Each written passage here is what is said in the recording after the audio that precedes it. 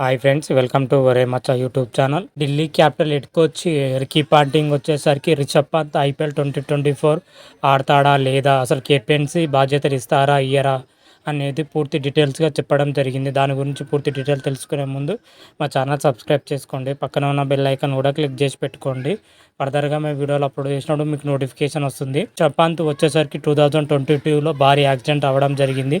యాక్సిడెంట్లో రిషబ్ పంత్కి తీవ్రమైన గాయాలు కావడం జరిగింది. అయితే గాయాల నుంచి రిషబ్ పంత్ ఇప్పుడిప్పుడే కోలుకుంటున్నాడు. ఈ మధ్యలోనే ప్రాక్టీస్ కూడా మొదలుపెట్టినట్లయితే మనకు వీడియోల రూపంలో తెలియజేయడం జరిగింది. అయితే వచ్చే ఐపీఎల్ 2024లో రిషబ్ పంత్ కన్ఫామ్గా రీఎంట్రీ ఉండనున్నట్లయితే తెలుస్తుంది, సంకేతాలు అయితే అందుతున్నాయి. అయితే దీనిపైన అయితే మన Delhi capital head coach Ricky Ponting అయితే కీలక వ్యాఖ్యలు చేయడం జరిగింది. అయితే రికీ పాంటింగ్ వచ్చేసరికి రిషబ్ పంత్ ఐపీఎల్ 2024 ఆడతాడా ఆడదా అనేది అతనికి తెలియాలి. ఒకవేళ ఆడితే మాత్రం అయితే ఎన్ని మ్యాచ్లు ఆడతాడో అనేది చూడాలి. ఎంతవరకు ఫిట్నెస్ సాధిస్తాడు, ఎన్ని మ్యాచ్ల వరకు ఆడతాడు అనేది అయితే చూడాలని రికీ పాంటింగ్ గారు అనడం జరిగింది. రిషబ్ పంత్ వచ్చేసరికి ఎంత మేరకు బ్యాటింగ్ చేసేగల ఫిట్నెస్ అందుకుంటాడు, అదేవిధంగా కీపింగ్ చేసే సామర్థ్యాలు ఎన్ని మ్యాచ్ల వరకు ఉంటుంది, అతను కీపింగ్ చేస్తాడా చెయ్యడా, అతను కెప్టెన్సీ ఇస్తే ఫుల్ ఫుజ్జీగా చేస్తాడా చెయ్యడా అనేది అయితే డైలమాలో ఉంది ఢిల్లీ క్యాపిటల్ మేనేజ్మెంట్. అయితే దీనిపైన అయితే రిషబ్ పంత్ మాత్రమైతే ఒక క్లారిటీ ఇవ్వడం జరిగింది.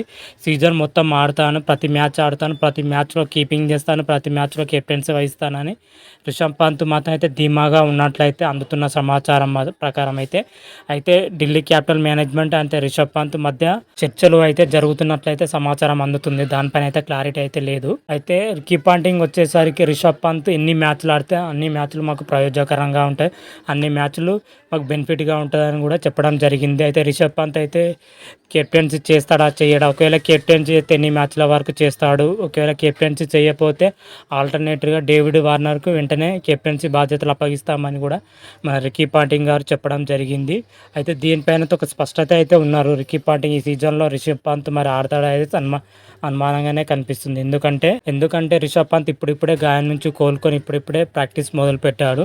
అతను ఫుల్ ప్రాక్టీస్ చేసిన తర్వాత ఎంత మేరకు ఫిట్నెస్ సాధిస్తాడో చూడాలి.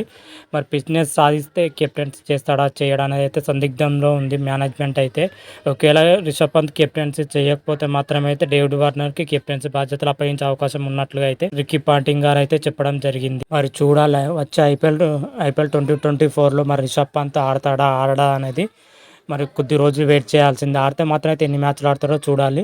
దీనిపైన అయితే క్లారిటీ రాగానే మరొక వీడియో చేసి అప్లోడ్ చేస్తాను. పంత్ అయితే వచ్చే ఐపీఎల్లో బాగా రాణించి మన T20 ప్రపంచ కప్లో జట్టులో చోటు దక్కే లక్ష్యంగా రిషబ్ పంత్ బరిలో దిగే అవకాశం అయితే కనిపిస్తున్నాయి. ఐపీఎల్లో బాగా రాణిస్తేనే T20 జట్టులో చోటు లభిస్తుంది. దీనిపైనే కసరత్తు చేస్తున్నట్లుగా అయితే రిషబ్ పంత్ నుంచి అయితే వస్తున్న సంకేతాలు T20 ప్రపంచ కప్ దృష్టిలో పెట్టుకునే ప్రాక్టీస్ కూడా ముమ్మరంగా చేస్తున్నట్లయితే సమాచారం అయితే అందుతుంది.